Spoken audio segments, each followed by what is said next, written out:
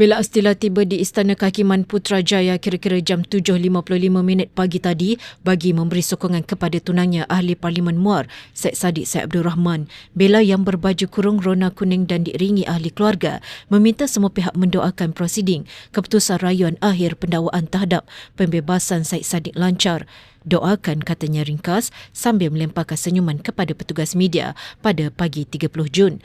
Nasib Syed Saddiq sama ada kekal bebas atau diarahkan menjalani hukuman penjara atas 4 pertuduhan: bersubahat, pecah amanah, salah guna harta dan pengubahan wang haram membabitkan dana Angkatan Bersatu Anak Muda Armada akan diketahui pagi ini.